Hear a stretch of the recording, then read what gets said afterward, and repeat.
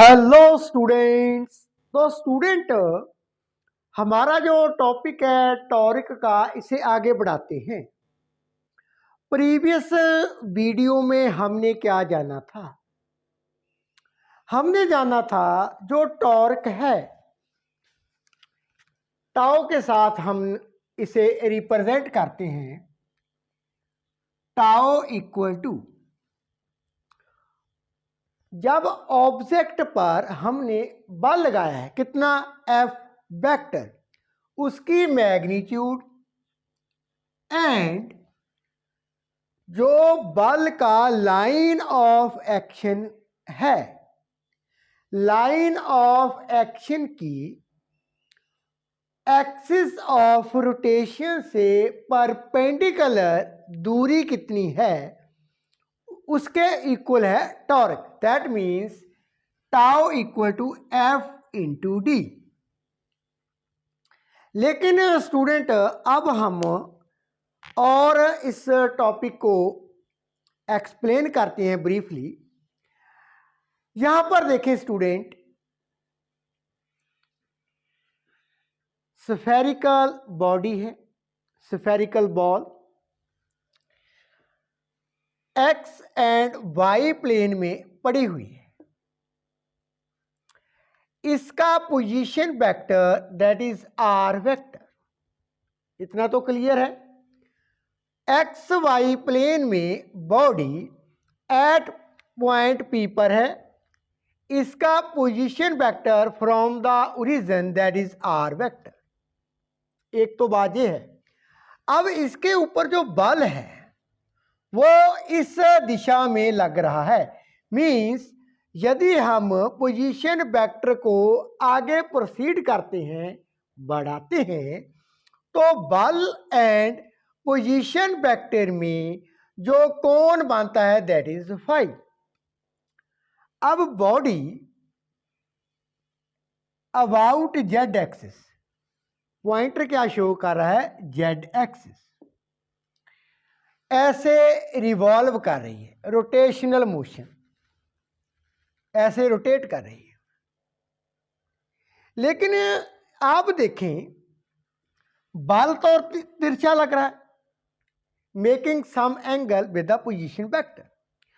तो इस बॉडी को सर्कल में मूव करने के लिए, रोटेशनल मोशन के लिए, इस बल का कौन सा कंपोनेंट है जो रिस्पॉन्सिबल है एट ईच पॉइंट पर इसे रोटेशन में मूव करने के लिए, इसे सर्कुलर मोशन में घुमाने के लिए, वो बल कौन सा है?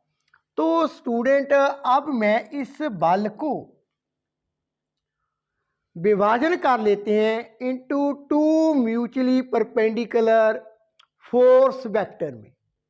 तो आइए इस बल का जो वेक्टर है इसे हम विभाजन कर लेते हैं। देखते हैं कौन सा बल इस बॉडी को रोटेशन करने के लिए रिस्पॉन्सिबल है।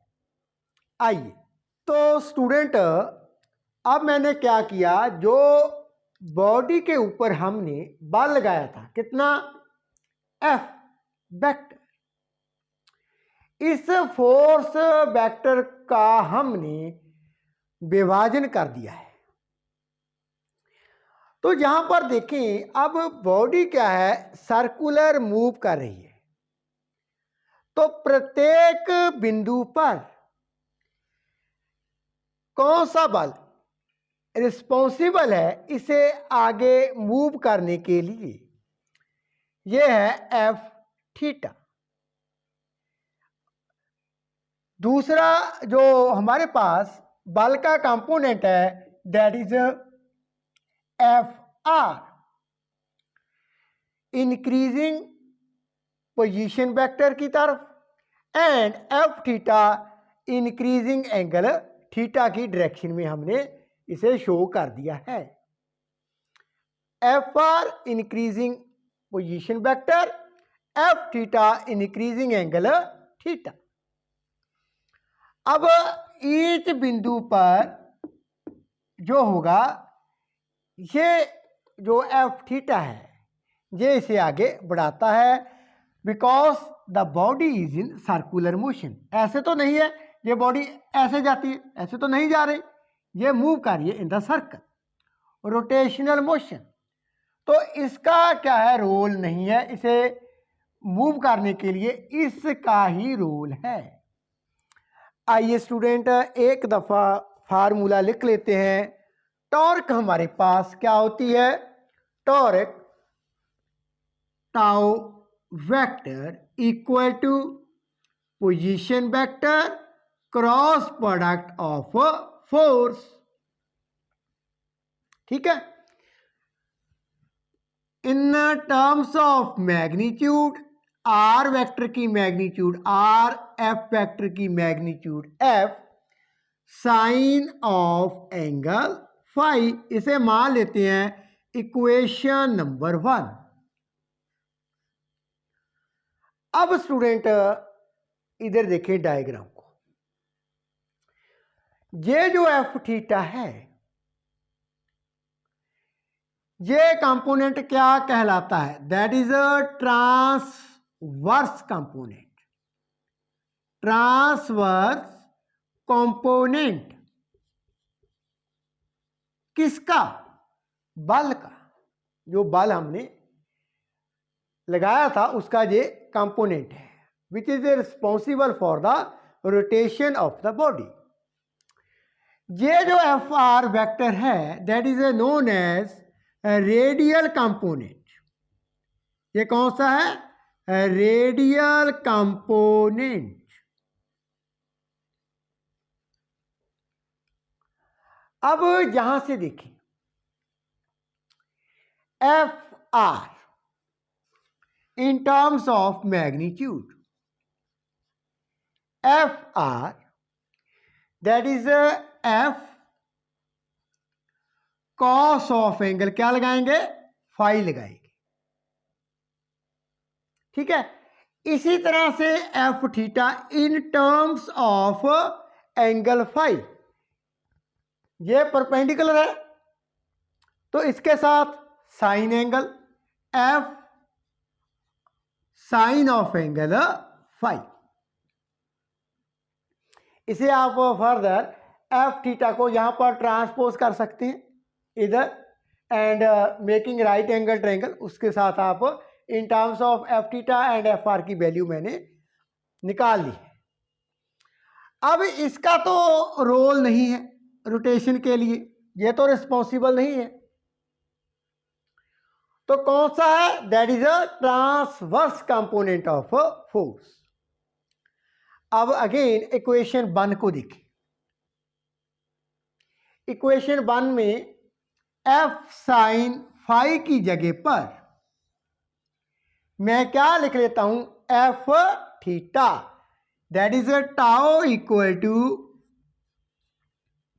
Are F theta transverse component of force. तो टॉर्क हमारे पास क्या आ जाती है, equal to tau equal to position vector multiply by transverse component of the force. अब स्टूडेंट आगे बढ़ते हैं। यहां पर हम ये देखेंगे ये जो टॉर्क है अब किन क्वांटिटीज पर ये डिपेंड करती है, तो क्या किस पर डिपेंड करती है, R and F theta, force पर एंड आर पर। एफ थीटा क्या है, F theta equal to F of sine phi, means position vector and ये जो एंगल है फोर्स के बीच में, इस पर भी क्या है, टॉर्क डिपेंड करती है। अब हम इसकी सम एग्जाम्पल के थ्रू ये जानने का प्रयास करेंगे प्रैक्टिकली, ये जो टॉर्क है आर एंड एफ थीटा पर जो डिपेंड है उसकी मैं सम एग्जाम्पल डिस्कस करने जा रहा हूं। तो दो पॉइंट्स पर ये डिपेंड करती है, आर एंड एफ थीटा। आइए इन्हें थोड़ा सा डिटेल में डिस्कस कर लेते हैं। तो स्टूडेंट यहां तक आपने क्या सीखा? आपने ये सीखा torque equal to F theta multiply by R, that is transverse component of force multiply distance from the axis of rotation means position vector। कैसे? ये रही बॉडी, इसे रोटेट कौन सी बल कर रहा है? बल का कौन सा कंपोनेंट कर रहा है? That is F of theta. इसकी दूरी from the axis of rotation कितनी है? That is R. इस जेड एक्सिस के अक्रॉस क्या है? ये अबाउट क्या है? ऐसे घूम रही है, रोटेशनल मोशन है। From the axis of rotation से दूरी एंड ट्रांसवर्स कंपोनेंट की मल्टीप्लिकेशन। आइए स्टूडेंट अब स्पेशल केसेस की बात करते हैं। टॉर्क डिपेंड किन फैक्टर पर करता है? That is force, F theta and R. पहले मैं आर की बात करता हूं। हमारी ऑर्डिनरी लाइफ में आपने ये एक्सपीरियंस किया होगा, आप डोर तो ओपन करते हैं आपके रूम का, ऑफिस का, हाउस का, तो जो हैंडल है वो क्या है? जैसे ये डोर है, ऐसे ओपन होता है, कहां पर घूमता है? About this axis. यहां से ये ऐसे रोटेट होता है बाहर की तरफ, मान लें। तो हैंडल जितनी दूरी पर होगा मींस आर की वैल्यू उतनी ज्यादा होगी। From the axis of rotation से जितनी दूरी ज्यादा होगी, जो टॉर्क है उसका इम्पैक्ट मींस उसका प्रभाव वो भी ज्यादा होगा। तो जितनी आर ज्यादा होगी हमें बल उतना कम लगाना पड़ेगा इस डोर को ओपन करने के लिए। यदि ये हैंडल यहां पर लगा देते हैं इस पॉइंट पर, अब आर की वैल्यू कम हो जाती है तो टॉर्क भी क्या होगी? कम हो जाएगी। यदि अब हमको बल क्या थोड़ा सा अधिक लगाना पड़ेगा इस डोर को ओपन करने के लिए। और क्या करते हैं? इस हैंडल को यहां पर लगा देते हैं। अब आर की वैल्यू और डिक्रीज हो जाती है, तो टॉर्क किसके इक्वल है? F theta multiply by R. अब जितनी आर कम होगी उतना टॉर्क कम होगा। दैट मीन्स हमें डोर ओपन करने के लिए बल भी उतना अधिक लगाना पड़ेगा। तो इसीलिए स्टूडेंट्स जो डोर का हैंडल होता है, जहां से हम डोर को ओपन करते हैं, वो क्या होता है? एट द एज पर होता है, इस किनारे पर होगा।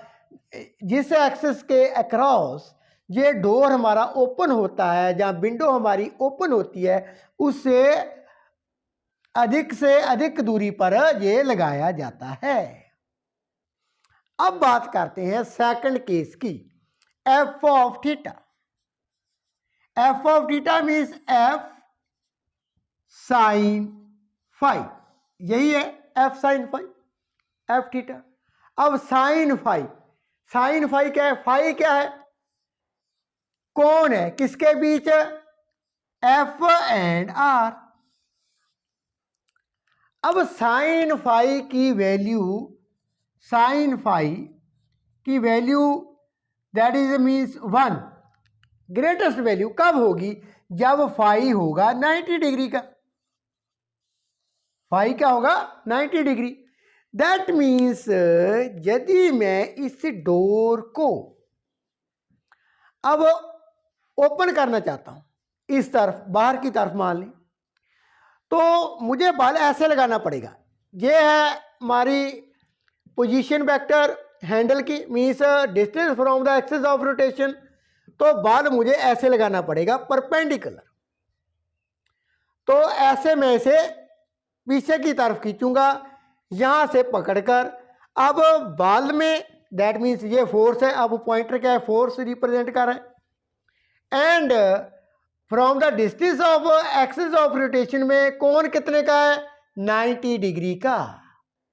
तो डोर ओपन करने के लिए मैं ऐसे इजीली ओपन कर सकता हूं, बिकॉज अब जो बल है एंड पोजीशन वेक्टर के बीच from the distance of axis of rotation में कोण कितने का है, 90 डिग्री का।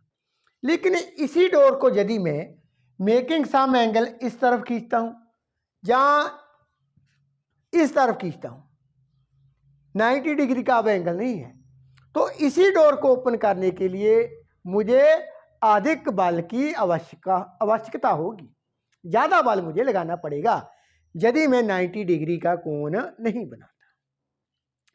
तो स्टूडेंट अब एक और केस बनता है, यदि ये जो distance from the axis of rotation means handle यहां पर है, यदि हैंडल को मैं पीछे की तरफ खींचता हूं, अब कोण कितना है, बल एंड पोजीशन वेक्टर में दैट इज 0 डिग्री पीछे की तरफ। अब sine 0 that means sine 0 degree that is 0, तो ये डोर ओपन नहीं होगा, टॉर्क 0 हो जाएगी। अब देखिए यहां पर स्टूडेंट, इसे हैंडल को मैं इस तरफ खींच रहा हूं, डोर ओपन नहीं हो रहा। अब मैं एंगल को बढ़ाते जाता हूं and now angle is 180 degree. क्या आज ओपन होगा, देख लेते हैं। साइन 180 डिग्री अगेन 0, तो इस केस में भी डोर ओपन नहीं होगा। मीन्स आर एंड जो बल लग रहा है इसके बीच में अब एंगल कितना है, 180 डिग्री, तब भी टॉर्क क्या है, 0 है। तो डोर ओपन करने के लिए जो हैंडल है हमें कम से कम बल लगाना पड़े, इजीली ओपन हो, तो जो हैंडल है वो एक्सिस ऑफ रोटेशन से ज़्यादा दूरी पर होगा एंड बल हमें ऐसे परपेंडिकुलर लगाना पड़ेगा 90 डिग्री का कोण बनाते हुए जो पोजीशन वेक्टर है। ठीक है, अब लास्ट में स्टूडेंट हम बात करते हैं टॉर्क की डायरेक्शन क्या होती है। ऑलरेडी आई हैव एक्सप्लेन्ड, उसके लिए हमने right handed screw rule apply किया था, right hand thumb rule apply किया था। एक दफ़ा मैं राइट हैंड थंब रूल यहाँ पर आपको बताना चाहता हूँ। तो स्टूडेंट यहाँ पर देखें, बॉडी हमारी ये रही body in the X Y plane point P पर। अब ये रोटेट करती है इस जेड एक्सिस के अबाउट जेड एक्सिस, यहां पर है एंटी क्लॉकवाइज। ठीक है, अब जो बॉडी की मूवमेंट है, इधर देखिए बॉडी की मूवमेंट ऐसे, तो फिंगर क्या रिप्रेजेंट करते हैं, फिंगर को आपने कर्ल कर लेना है। ठीक है, एंड जो थंब है वो क्या रिप्रेजेंट करता है, वो रिप्रेजेंट करता है डायरेक्शन। बल लगाया, इस दिशा में बॉडी मूव कर रही है। ठीक है, तो फिंगर क्या है, फिंगर क्या रिप्रेजेंट करती है, आर क्रॉस एफ। फिंगर क्या रिप्रेजेंट करती है, R cross F, position vector and force की जो हमारी प्रोडक्ट होती है, वेक्टर प्रोडक्ट, फिंगर ये रिप्रेजेंट कर रही है। थंब क्या है, डायरेक्शन को, अब आउटवर्ड आपकी तरफ है, ये एक्स वाई प्लेन है हमारा बोर्ड एंड ये क्या है, आउटवर्ड, ऐसे बाहर की तरफ है। पॉइंटर शो क्या कर रहा है, बाहर की तरफ। थंब क्या रिप्रेजेंट कर रहा है, बाहर की तरफ, आपकी तरफ डायरेक्शन होगी। फिंगर कर्ल की that is R cross F, direction क्या शो कर रहा है हमारा, thumb means Z axis, outward, बाहर की तरफ। इसी तरह से आप राइट हैंडेड स्क्रू रूल भी अप्लाई कर सकते हैं। तो स्टूडेंट लास्ट में हमारे पास यूनिट क्या है इसके, that is newton metre. Torque के unit that is newton metre in SI system. तो ये तो था अबाउट द टॉपिक टॉर्क के रिलेटेड। आपने प्रीवियस वीडियो भी अच्छी तरह से देख लेनी है, तभी आपको ये जो हमारा आज का टॉपिक था इस वीडियो में अंडरस्टैंड होगा वेरी वेल। तो स्टूडेंट, यदि any question, any doubt in your mind regarding this topic, you can ask me in the comment section. Video अच्छी लगे शेयर कर देना प्लीज़, चैनल को सब्सक्राइब कर लेना। एंड आने वाली वीडियो में टॉर्क के रिलेटेड ही और इम्पोर्टेंट आर्टिकल में डिस्कस करने जा रहा हूँ। Thank you so much for watching.